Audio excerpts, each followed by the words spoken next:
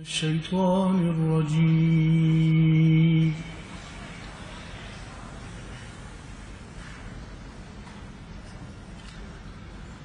بسم الله الرحمن الرحيم.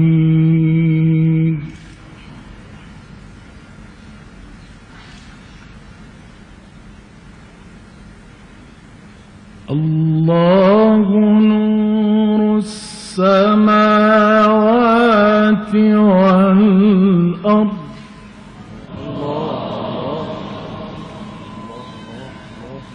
مثل نوره كمشكاة فيها مصباح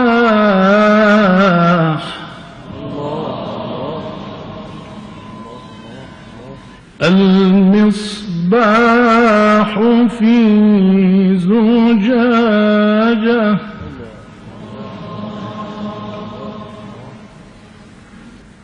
الزجاجة كأنها كوكب دري يوقد من شجرة مباركة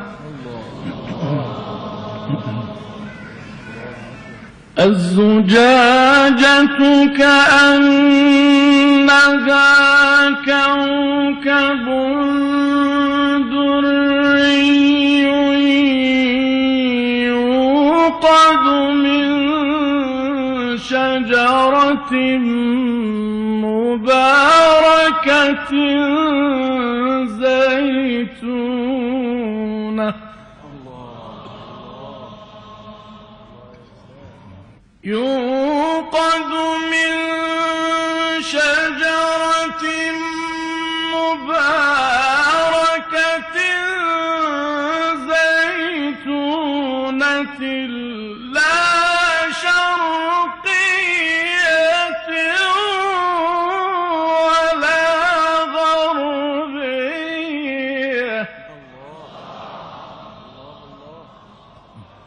يكاد زيتها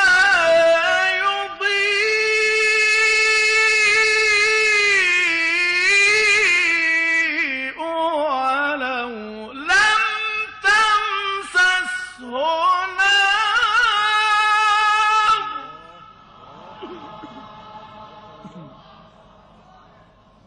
يكاد زيتها يضيء ولو لم تمسسه نار نور على نور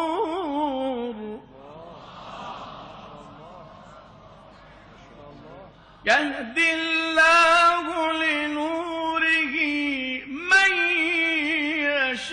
يشاء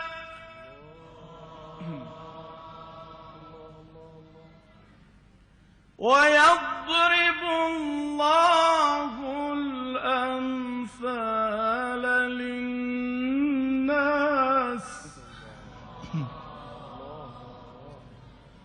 والله بكل شيء عليم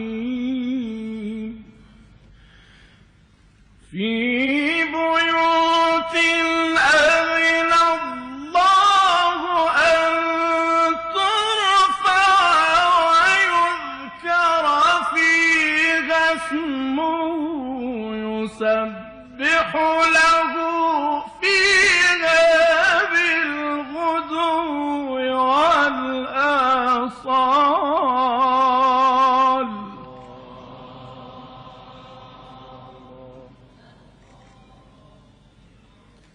يسبح له فيها بالغدو والآصال رجال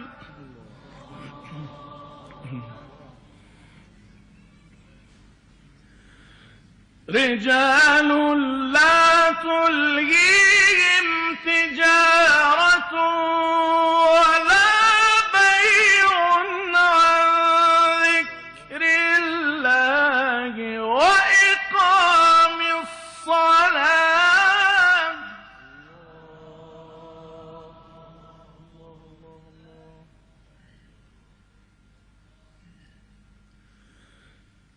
لا تلهيهم تجارة ولا بيع عن ذكر الله وإقام الصلاة وإيتاء الزكاة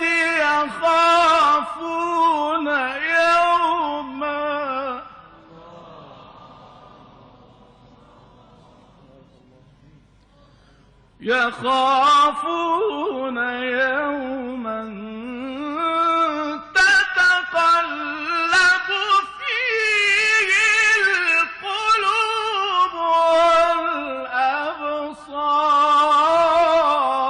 والأبصار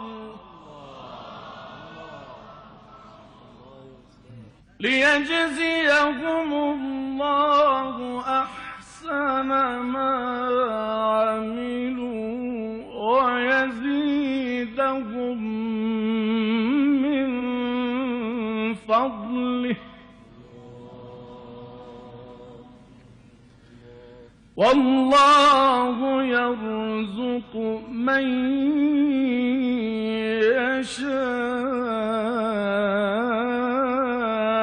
يشاء بغير حساب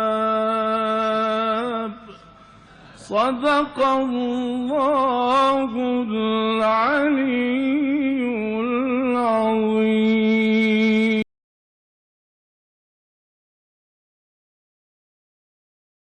بسم الله الرحمن الرحيم. يا دائم الفضل على البرية، يا باسط اليدين بالعطية، يا صاحب المواهب السنية، صل على محمد وآله خير الورى سجية، واغفر لنا يا ذا العلا في هذه العشية.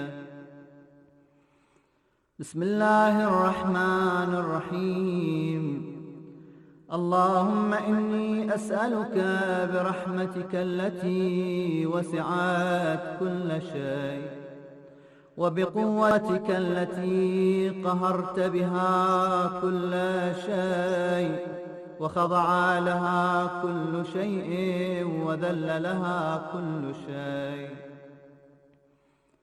وبجبروتك التي غلبت بها كل شيء، وبعزتك التي لا يقوم لها شيء، وبعظمتك التي ملأت كل شيء، وبسلطانك الذي على كل شيء، وبوجهك الباقي بعد فناء كل شيء، وبأسمائك التي ملأت أركان كل شيء، وبعلمك الذي أحاط بكل شيء، وبنور وجهك الذي أضاء له كل شيء.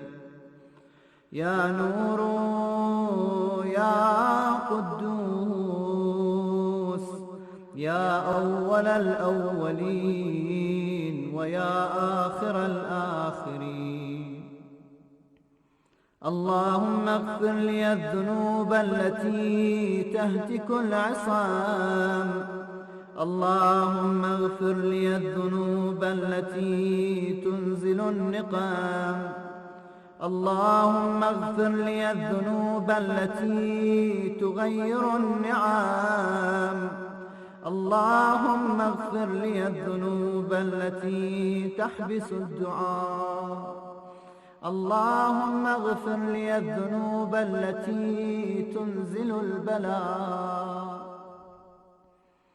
اللهم اغفر لي كل ذنب أذنبته وكل خطيئة أخطأتها.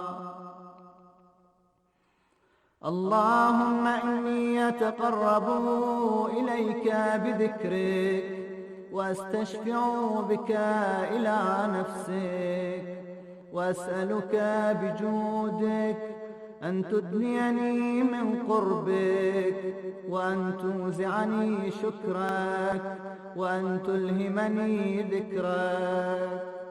اللهم إني أسألك سؤال خاضع متذلل خاشع أن تسامحني وترحمني وتجعلني بقسمك راضيا قانعا وفي جميع الأحوال متواضعا.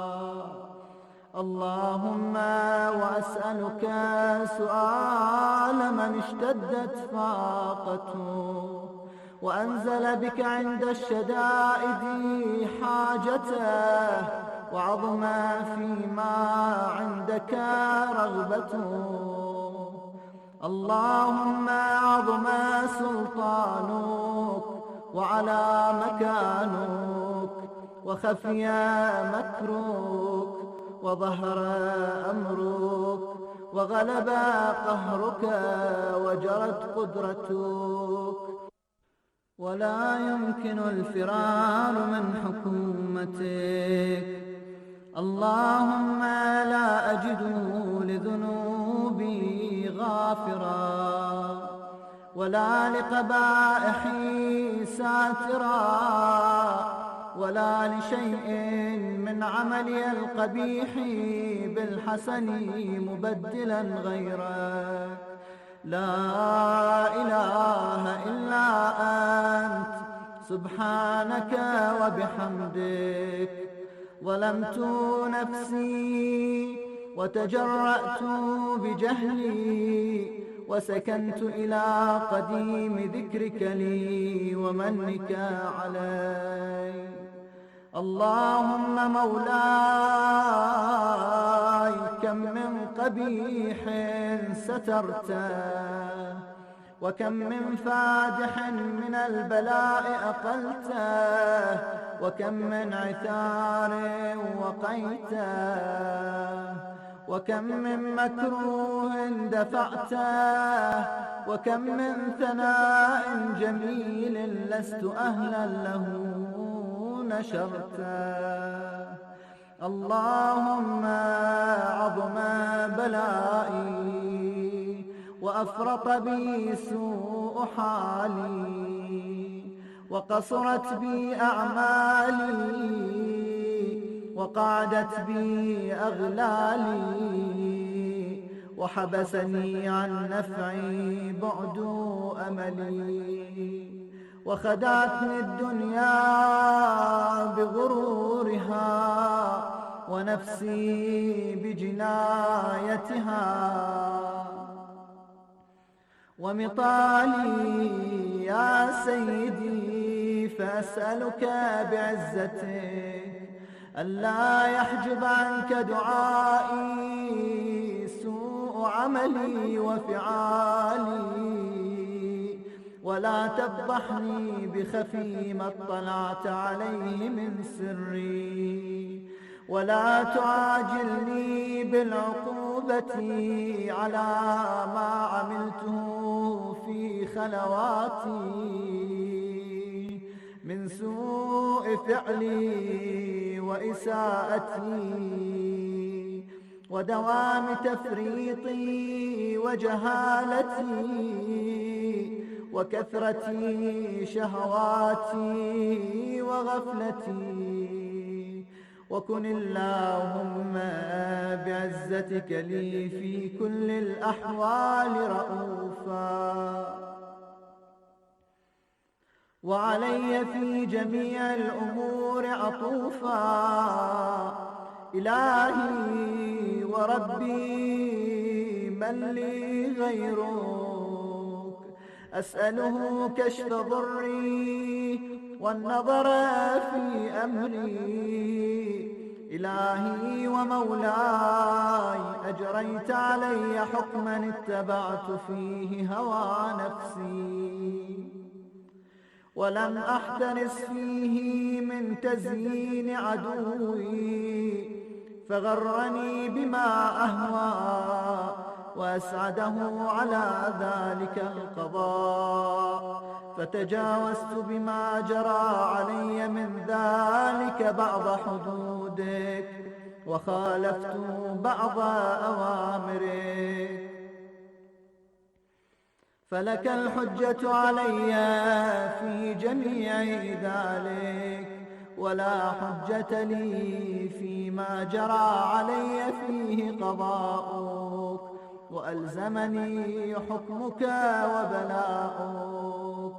وقد أتيتك يا إلهي بعد تقصيري وإسرافي على نفسي، معتذرا نادما منكسرا مستقيلا، مستغفرا منيبا، مقرا مذعنا معترفا. لا أجد مفرا مما كان مني، ولا مفزعا أتوجه إليه في أمري غير قبولك عذري، وإدخالك إياي في سعة من رحمتك. اللهم فاقبل عذري وارحم شدة ضري، وفكني من شد وثاقي. يا رب ارحم ضعف بدني ورقة جلدي ودقة عظمي. يا من بدأ خلقي وذكري وتربيتي وبري وتغذيتي، هبني لابتداء كرمك وسالف برك بي، يا إلهي وسيدي وربي.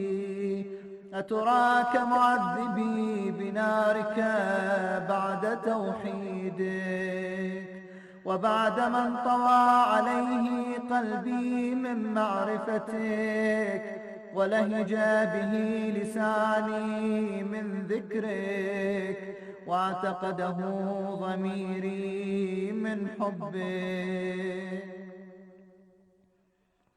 وبعد صدق اعترافي ودعائي خاضعا لربوبيتك،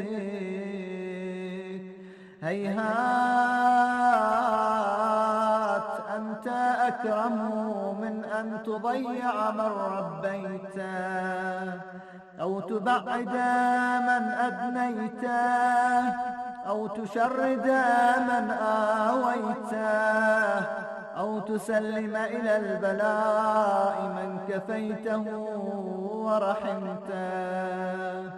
وليت شعري يا سيدي وإلهي ومولاي، أتسلط النار على وجوه خرت لعظمتك ساجدا، وعلى ألسن نطقت بتوحيدك صادقا، وبشكرك مادحا، وعلى قلوب اعترفت بإلهيتك محققا، وعلى ضمائر حوت من العلم بك حتى صارت خاشعة، وعلى جوارح سعت إلى أوطان تعبدك طائعة، وأشارت باستغفارك مذعنا. ما هكذا الظن بك ولا أخبرنا بفضلك عنك يا كريم. يا رب وأنت تعلم ضعفي عن قليل من بلاء الدنيا وعقوباتها وما يجري فيها من المكاره على أهلها، على أن ذلك بلاء ومكروه قليل مكثوه يسير بقاؤه قصير مدته، فكيف احتمالي لبلاء الآخرة وجليل وقوع المكاره فيها، وهو بلاء تطول مدته ويدوم مقامه ولا يخفف عن أهله، لأنه لا يكون إلا عن غضبك وانتقامك وسخطك، وهذا ما لا تقوم له السماوات والأرض. يا سيدي فكيف لي وأنا عبدك الضعيف الذليل الحقير المسكين المستكين. يا إلهي وربي وسيدي ومولاي، لأي الأمور إليك أشكو ولما منها أضج وأبكي، لأليم العذاب وشدته أم لطول البلاء ومدته؟ فلئن صيرتني للعقوبات مع أعدائك وجمعت بيني وبين أهل بلائك وفرقت بيني وبين أحبائك وأوليائك، فهبني يا إلهي وسيدي ومولاي وربي.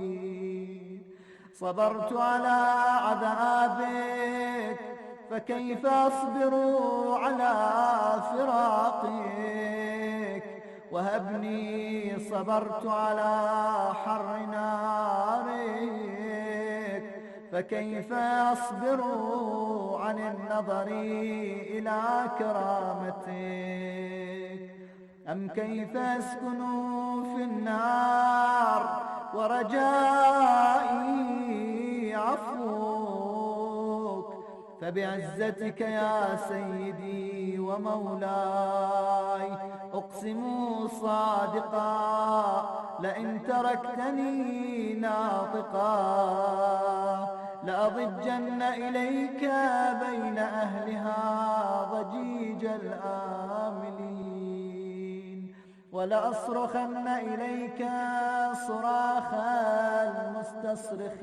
المستصرخين، ولأبكين عليك بكاء الفاقدين، ولأنادينك أين كنت يا ولي المؤمنين، يا غاية آمال العارفين، يا غياث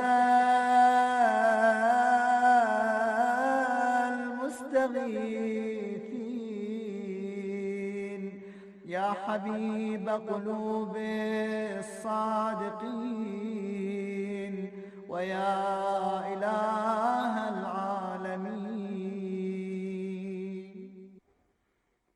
أفتراك سبحانك يا إلهي وبحمدك تسمع فيها صوت عبد مسلم سجن فيها بمخالفته، وذاق طعم عذابها بمعصيته، وحبس بين أطباقها بجرمه وجريرته، وهو يضج إليك ضجيج مؤمل لرحمتك، ويناديك بلسان أهل توحيدك، ويتوسل إليك بربوبيتك.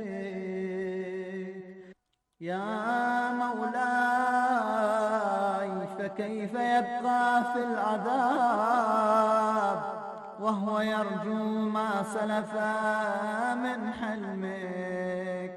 أم كيف تؤلمه النار وهو يأمل فضلك ورحمتك؟ أم كيف يحرقه لهيبها وأنت تسمع صوته وترى مكانه؟ أم كيف يشتمل عليه زفيرها وأنت تعلم ضعفه؟ أم كيف يتقلقل بين أطباقها وأنت تعلم صدقه؟ أم كيف تزجره زبانيتها وهو يناديك يا رب؟ أم كيف يرجو فضلك في عتقه منها فتتركه فيها؟ هيهات، ما ذلك الظن بك، ولا المعروف من فضلك، ولا مشبه لما عاملت به الموحدين من برك وإحسانك. فباليقين أقطع، لولا ما حكمت به من تعذيب جاحديك، وقضيت به من إخلاد معانديك، لجعلت النار كلها بردا وسلاما، وما كان لأحد فيها مقرا ولا مقاما، لكنك تقدست أسماؤك، أقسمت أن تملأها من الكافرين من الجنة والناس أجمعين، وأن تخلد فيها المعاندين، وأنت جل ثناؤك قلت مبتدئا وتطولت بالإنعام متكرما. أفمن كان مؤمنا كمن كان فاسقا لا يستوون.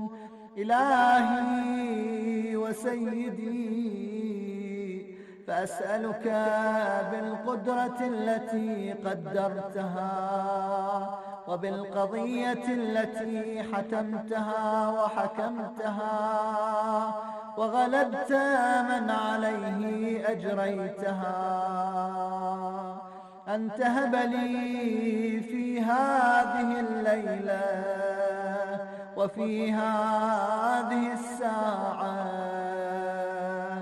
كل جرم أجرمته، وكل ذنب أذنبته، وكل قبيح أسررته، وكل جهل عملته، كتمته أو أعلنته، أخفيته أو أظهرته، وكل سيئة أمرت بإثباتها الكرام الكاتبين الذين وكلتهم بحفظ ما يكون مني، وجعلتهم شهودا علي مع جوارحي، وكنت أنت الرقيب علي من ورائهم والشاهد لما خفي عنهم، وبرحمتك أخفيته وبفضلك سترته، وأن توفر حظي من كل خير أنزلته أو إحسان فضلته أو بر نشرته أو رزق بسطته أو ذنب تغفره أو خطأ تستره. يا ربي يا ربي يا رب، يا إلهي وسيدي ومولاي ومالك رقي، يا من بيده ناصيتي، يا عليما بضري ومسكنتي، يا خبيرا بفقري وفاقتي. يا ربي يا ربي يا رب، أسألك بحقك وقدسك وأعظم صفاتك وأسمائك أن تجعل أوقاتي من الليل والنهار بذكرك معمورا وبخدمتك موصولا، وأعمالي عندك مقبولا، حتى تكون أعمالي وأورادي كلها وردا واحدا، وحالي في خدمتك سرمدا. يا سيدي يا من عليه معولي، يا من إليه شكوت أحوالي، يا ربي يا ربي يا رب، قو على خدمتك جوارحي واشدد على العزيمة جوانحي، وهب لي الجد في خشيتك والدوام في الاتصال بخدمتك، حتى أسرح إليك في ميادين السابقين، وأسرع إليك في البارزين، واشتاق إلى قربك في المشتاقين، وأدنو منك دنو المخلصين، وأخافك مخافة الموقنين، واجتمع في جوارك مع المؤمنين. اللهم ومن أرادني بسوء فأرد، ومن كادني فكد، واجعلني من أحسن عبيدك نصيبا عندك، وأقربهم منزلة منك، وأخصهم زلفة لديك، فإنه لا ينال ذلك إلا بفضلك، وجد لي بجودك، واعطف علي بمجدك، واحفظني برحمتك، واجعل لساني بذكرك لهجا، وقلبي بحبك متيما، ومن علي بحسن إجابتك، وأقلني عثرتي واغفر زلتي، فإنك قضيت على عبادك بعبادتك، وأمرتهم بدعائك، وضمنت لهم الإجابة، فإليك يا ربي نصبت وجهي، وإليك يا ربي مددت يدي، فبعزتك استجب لي دعائي وبلغني مناي، ولا تقطع من فضلك رجائي، واكفني شر الجن والإنس من أعدائي. يا سريع الرضا اغفر لمن لا يملك إلا الدعاء، فإنك فعال لما تشاء. يا من اسمه دواء وذكره شفاء وطاعته غنى، ارحم من رأس ماله الرجاء وسلاحه البكاء. يا سابغ النعم يا دافع النقم، يا نور المستوحشين في الظلام، يا عالما لا يعلم، صل على محمد وآل محمد، وافعل بي ما أنت أهله. وصلى الله على رسوله والأئمة الميامين من آله وسلم تسليما كثيرا. نسألك اللهم وندعوك باسمك العظيم الأعظم الأعز الأجل الأكرم، يا الله يا الله يا الله يا الله يا الله يا الله يا الله يا الله يا الله يا الله، يا حميد بحق محمد، ويا عالي بحق علي، ويا فاطر بحق فاطمة، ويا محسن بحق الحسن، ويا قديم الإحسان بحق الحسين. اللهم بحق الحسين اشف صدر الحسين وجراحات أمير المؤمنين بظهور الحجة المنتظر. اللهم عجل فرجه وسهل مخرجه، واجعلنا من جنوده وأعوانه ومن المستشهدين بين يديه. اللهم من له حاجة في مجلسنا ومن أوصانا بالدعاء، اللهم فرج عنهم واقض لهم حاجاتهم. اللهم لا تخرجنا من هذه الدنيا حتى ترضى عنا، واجعل عواقب أمورنا خيرا. اللهم احينا محيا محمد وآل محمد، وأمتنا ممات محمد وآل محمد. اللهم انصر عساكر الموحدين، واخذل الكفار والمنافقين والتكفيرين والظلامين في كل مكان.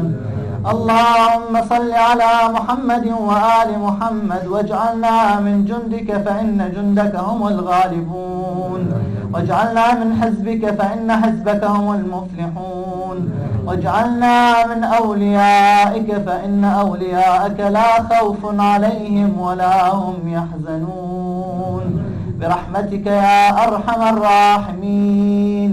وإلى أرواح المؤمنين والمؤمنات، وإلى من أقام هذا المجلس، وإلى أمواته وأموات الجالسين والمسلمين، رحم الله من يقرأ الفاتحة مع الصلوات. اللهم صل على محمد وآل محمد. أعوذ بالله من الشيطان الرجيم. بسم الله الرحمن الرحيم. الحمد لله رب العالمين، والصلاة والسلام على محمد وآله الطيبين الطاهرين. اللهم صل على Muhammad wa ali Muhammad wa ajil farajahum. Cette semaine, nous sommes en train de commémorer l'anniversaire de décès de l'imam Khomeini rahmatullah alayh, le fondateur de la révolution islamique de notre époque. J'évite de dire une révolution iranienne, comme il y a des gens qui qualifie cette révolution comme révolution iranienne, mais la révolution islamique de l'imam Khomeini n'était pas une révolution nationale seulement, n'était pas une révolution iranienne, mais une révolution islamique et mondiale. Si vous voyez l'impact de cette révolution sur les peuples opprimés, vous allez voir qu'il n'y a pas de frontières géographiques ou temporelles que nous pouvons trouver pour cette révolution. La pensée de Imam Khomeini et l'école de pensée d'Imam Khomeini, rahmatullah alayh, il a envahi le monde entier. Cette révolution était le fruit d'un mouvement de réforme idéologique qui a bouleversé les équations sociopolitiques de cette époque. À l'époque, le monde était divisé entre deux pôles, l'Est et l'Ouest. Les grandes puissances économiques et militaires avaient le contrôle du monde entier. Ils arrivaient à changer les gouvernements, ils arrivaient à coloniser les peuples et les pays. Ils volaient leurs richesses, ça continue encore, mais maintenant, avec la révolution, ça diminue. Et la résistance qui a été mise en place après la révolution islamique de Imam Khomeini, rahmatullah alayh, il gagne tous les jours le terrain. Les peuples, ils sont réveillés et les peuples qui souffraient de la colonisation, aujourd'hui, il y a un grand changement et il y a une grande volonté pour la libération de ces grandes puissances. Donc, cette colonisation qui régnait à cette époque a été mis en question et a été mis en échec. Aujourd'hui, ce processus de la libération est en cours, mais il est toujours en avance. Chaque jour, on avance quelque part vers la réussite. Donc, dans une telle situation, quand il n'y avait pas d'espoir dans la société, Imam Khomeini, rahmatullah alayh, a présenté la solution essentielle pour trouver la liberté, pour avoir la paix et pour établir une société basée sur des valeurs humaines. C'était quoi? C'était la voie oubliée du prophète alayhi salatu wassalam. Les gens, je parle des musulmans, qu'ils avaient oublié les valeurs de l'islam, le chemin que le prophète alayhi salatu wassalam, il avait présenté. Et les consignes que le prophète il avait données, les gens, ils le savaient, mais ils ne croyaient plus. Parce que le désespoir était beaucoup plus fort que leur volonté. Imam Khomeini, il a tout changé. Il a prouvé que en suivant la religion, en pratiquant la religion, en mettant en place les valeurs religieuses, nous pouvons avancer et nous pouvons avoir une société basée sur la justice et sur la paix. Donc, si vous voyez, il a donné l'espoir au peuple iranien, c'est parce que sa révolution est commencée entre les Iraniens, mais pas seulement aux Iraniens. La révolution a donné un espoir à tous les peuples opprimés et qui a trouvé les moyens pour sortir de leur misère. Donc la qualité dominante du mouvement d'Imam Khomeini, rahmatullah alayh, était sa conformité avec le mouvement du prophète alayhi salatu wassalam, avec le message du prophète alayhi salatu wassalam. Il a suivi toutes les démarches prophétiques pour établir sa révolution, pour établir son mouvement.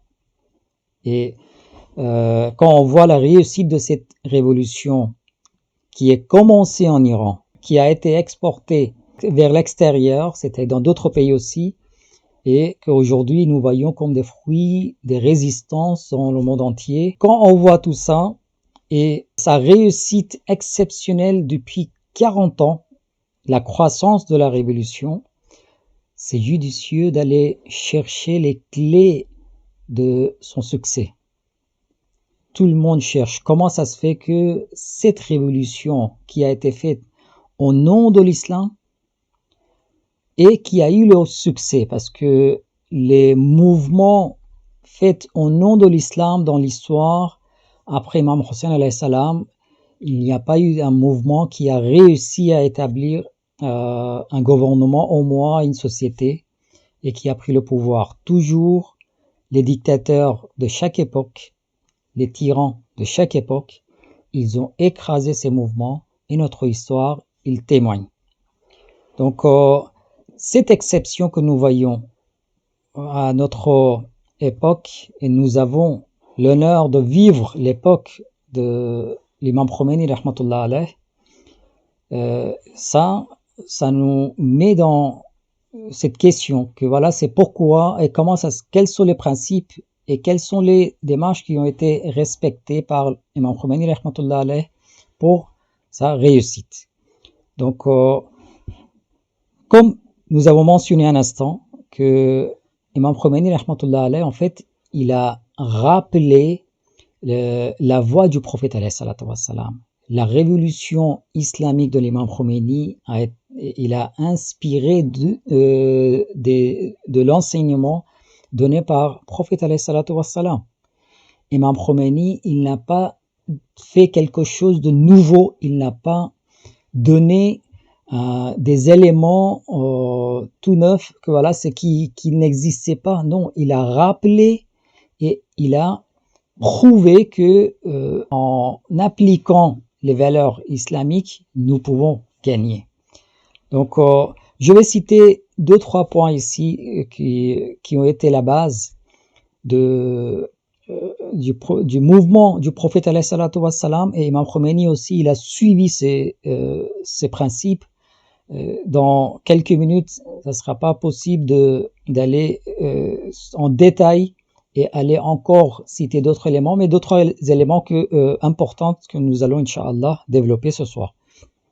Premièrement, l'invitation du prophète alayhi salatu wassalam. On est en train de parler de la similitude entre le mouvement du prophète alayhi salatu wassalam et Imam Khomeini, rahmatullah alayh, qui est un des musulmans fidèles du prophète. Que l'invitation du prophète alayhi salatu wassalam était basée sur Tawhid, sur l'unicité de Dieu, c'est-à-dire avoir un lien étroit avec son Créateur. Autrement dit, la foi, la croyance. Et le prophète alayhi salatu wassalam, il n'a jamais négocié ce principe dans n'importe quelle condition. Même quand les mushrikines, ils sont venus, ils ont dit « Ok, on accepte votre religion, mais on va négocier que parfois on va adorer votre Dieu, et parfois on va adorer nos propres dieux. On va garder, il y en a qui ont dit qu'on va garder nos idoles et statues encore quelques années ou quelques jours, parce que nous sommes habitués. Le prophète alayhi salatu wassalam, il a dit non. D'abord, vous acceptez entièrement ce principe et après on va parler le reste. Donc, le prophète alayhi salatu wassalam, sur ce principe de tawhid et la foi, il n'a pas reculé, même pas 2 mm. Donc, Imam Khomeini, rahmatullah alayh, dès le début, il a dit notre démarche, c'est une démarche religieuse. Notre mouvement, c'est un mouvement islamique. Et nous sommes en train de suivre le chemin de Imam Hussein alayhi salatu wassalam, qui a suivi lui-même les enseignements et le chemin du prophète alayhi salatu wassalam. Donc Imam Khomeini, dès le début, il était clair, et lui-même qui était un référent religieux, qui était un marja, qui était un juriste de haut niveau et qui avait la place la plus haute parmi les juristes, qui est le marja'iyya. Il n'a jamais caché que voilà, c'est moi, je suis en train de faire la politique et la religion est à part. Non, il a dit toute notre démarche politique et religieuse. Notre politique est notre religion et notre religion est notre politique. Et c'est là que nous voyons que le concept de la politique de cette époque et même aujourd'hui, le concept général a été mis en question parce que dans la politique, toujours, il y a de mensonges, il y a de trahison, il y a toutes sortes de corruption que nous pouvons trouver dans la politique. Il n'y a que des gens corrompus qui rentrent dans la politique. Et c'est cette image-là qui a été donnée et à cause de ça que la religion a été poussée vers les mosquées, vers les églises, que voilà, c'est vous voulez faire le moral, allez-y dans la mosquée. Vous voulez faire le moral, allez-y dans les églises.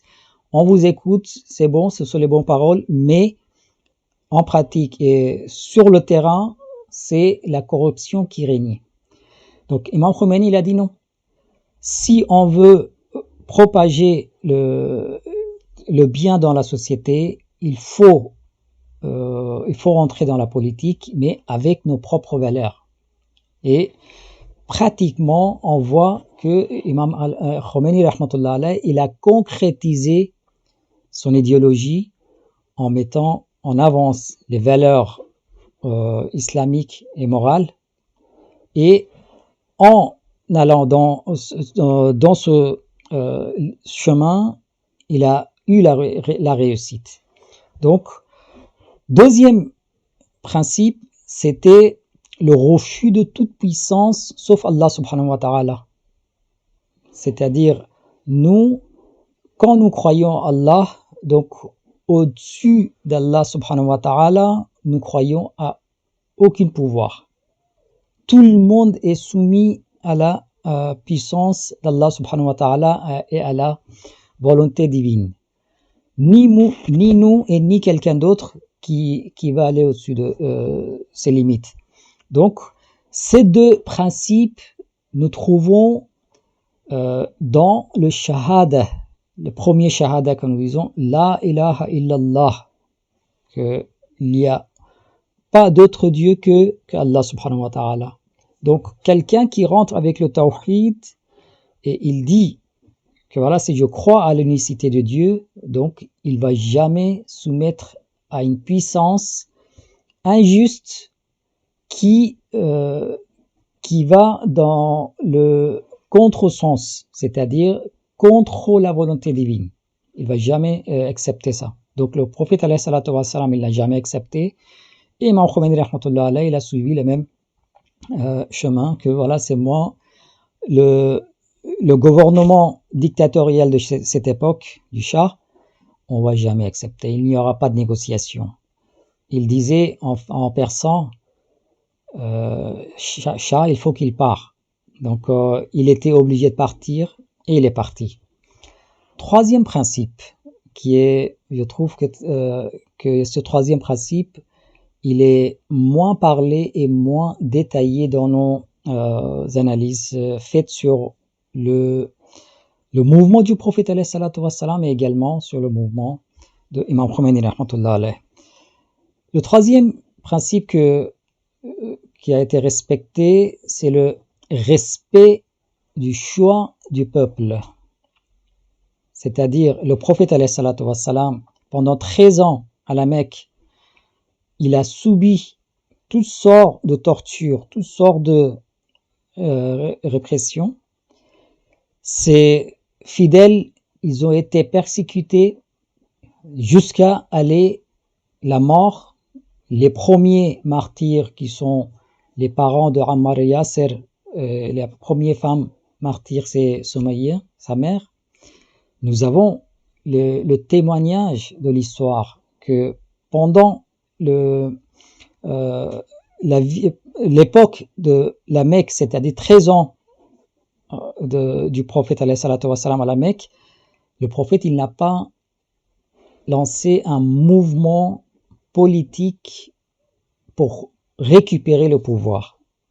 Juste, il donnait l'espoir au peuple, il donnait le message au peuple, il les encourageait, il les aidait pour qu'ils arrivent à se mettre debout devant l'injustice. Ils arrivent à trouver le pouvoir pour aller chercher leur droit, qui était la liberté, qui était l'égalité qu'ils cherchaient dans leur société.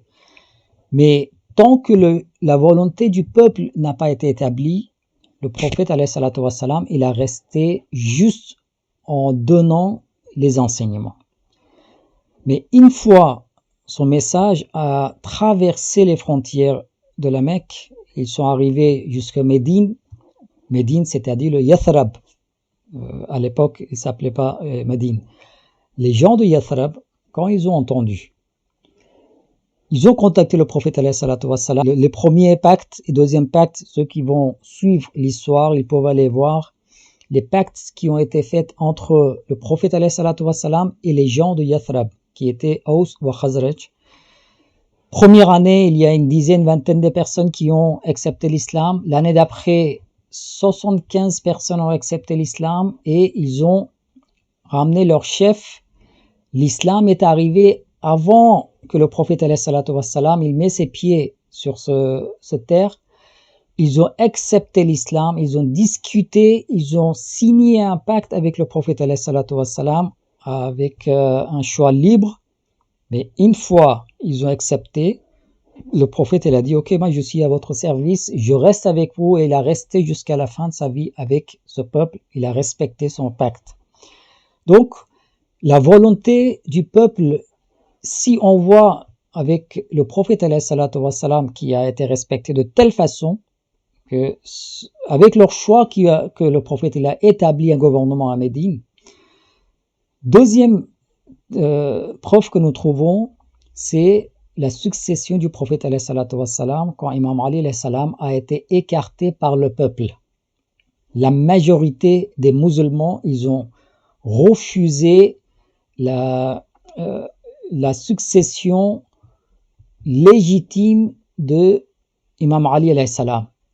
Et comme le peuple, la volonté du peuple a été effacée, donc Imam Ali alayhi salam aussi, il est retourné dans sa mission prophétique, parce que la mission prophétique, c'est Imam Ali alayhi salam, il avait hérité. Tous les imams, ils héritent la mission prophétique, et les savants aussi de chaque époque, ils héritent la mission prophétique. C'est pour cela que nous avons le hadith que al-ulama warathatul anbiya. Ils ont les héritiers, les savants, ils sont les héritiers des prophètes. Donc, Imam Ali alayhi salam, il est retourné à sa place. Il n'a pas mis en place un mouvement pour récupérer le pouvoir avec un mouvement politique. Mais il a resté sur sa position. Il a resté au service du peuple pour les guider. Il a guidé même les califes de cette époque. Donc ça, c'est pour vous dire que la volonté du peuple est une condition pour établir un gouvernement. Donc l'islam à la base, qui est venu pour enlever la dictature, il ne peut pas aller pratiquer la dictature. C'est la contradiction. Et ces exemples que nous avons donnés, ce sont les vrais exemples historiques que aucun historien ne peut nier de cet exemple. Imam Khomeini, rahmatullah alayh, qu'est-ce qu'il a fait? Il a commencé son mouvement. Donc idéologiquement, le mouvement d'Imam Khomeini, rahmatullah alayh, il était déjà lié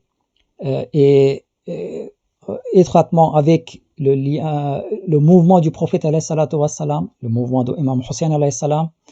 Donc, si on veut qualifier la révolution d'Imam Khomeini, que voilà, c'est le résultat d'un processus idéologique, oui, c'est 1400 ans qui a duré.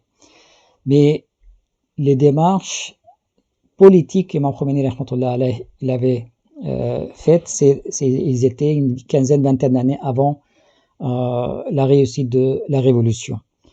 Donc, Imam Khomeini aussi, il a resté comme le prophète alayhi salatu wassalam dans l'éclaircissement, dans la propagation de du message du prophète alayhi salatu wassalam, que les gens ils comprennent les messages et les enseignements donnés par le prophète alayhi salatu wassalam. Deuxièmement, et avec les élèves qu'il avait formés et l'équipe qu'il avait faite, eux-mêmes, ils l'aidaient pour aller mettre en place des institutions qui aidaient les gens dans leur vie pour se libérer au moins dans leur foi. Et cet espoir-là qui a été établi, et le peuple iranien, ils ont eu cet honneur de mettre en œuvre leur iman, leur foi et leur courage, que une fois la volonté du peuple et la volonté d'Allah subhanahu wa ta'ala, et d'un côté la forte personnalité de Imam Khomeini, ils se sont réunis pour donner comme fruit la révolution islamique en Iran.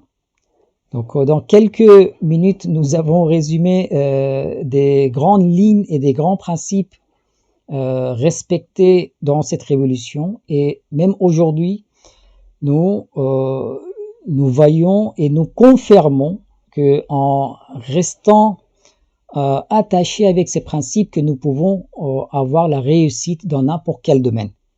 Premier, il ne faut pas oublier Allah subhanahu wa ta'ala. Deuxièmement, il ne faut pas associer qui que ce soit avec Allah subhanahu wa ta'ala.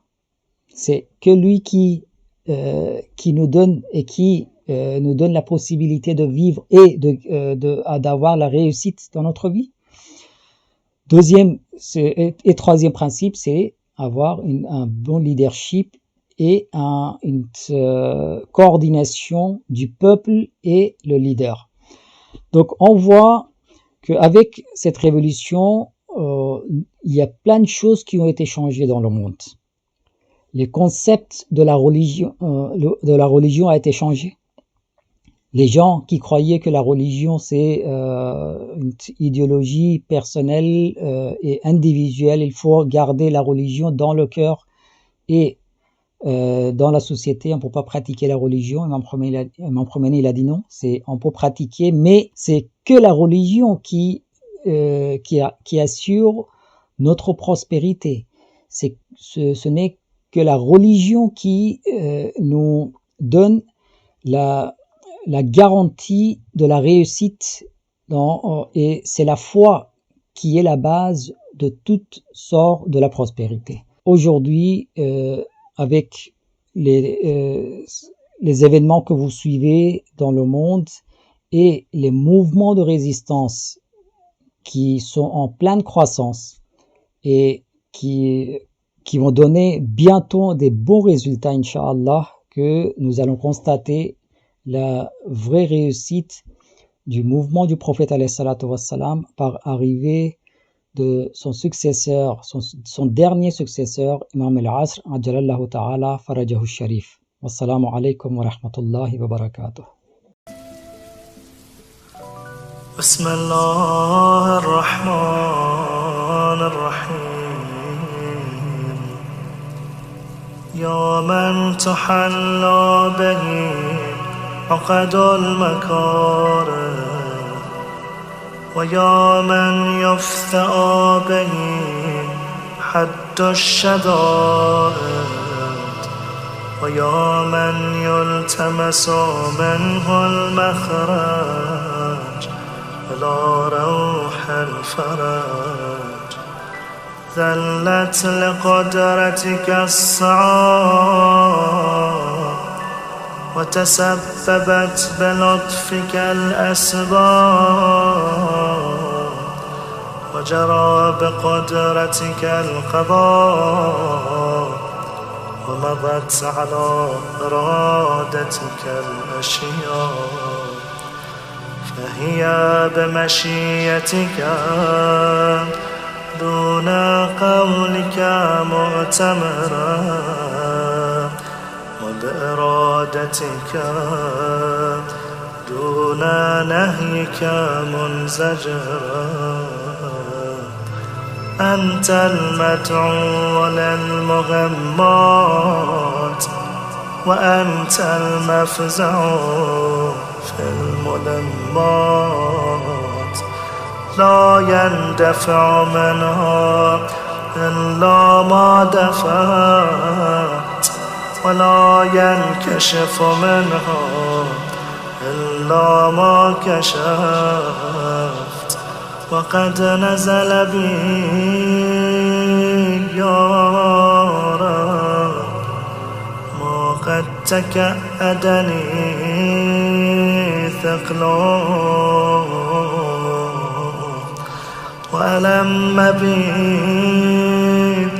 ما قد بغضني حمل وبقدرتك أوردته علي وبسلطانك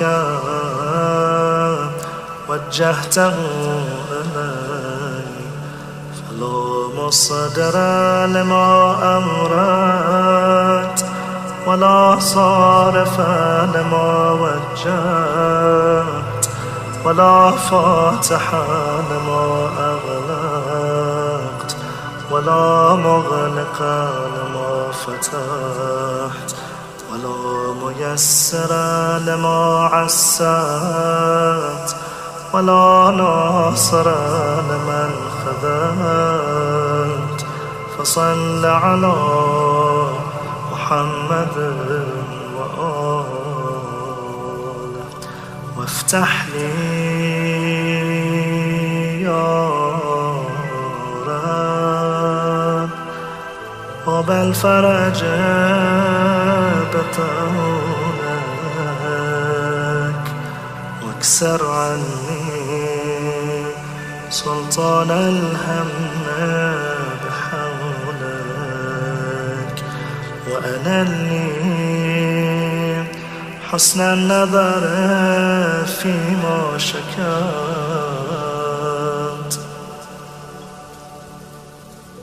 وأذقني حلاوة الصنع فيما سألت وهب لي من لدنك رحمة وفرجا هنيئا واجعل لي من عندك مخرجا وحيا ولا تشغلني بالاهتمام عن تعاهد فروضك واستعمال سنتك فقد ذقت لما نزل بي يا رب ذرعا وامتلأت بحمل ما حدث علي هما وأنت القادر على كشف ما منيت به ودفع ما وقعت فيه فافعل بي ذلك وإن لم أستوجبه منك يا ذا العرش العظيم وذا المن الكريم فأنت قادر يا أرحم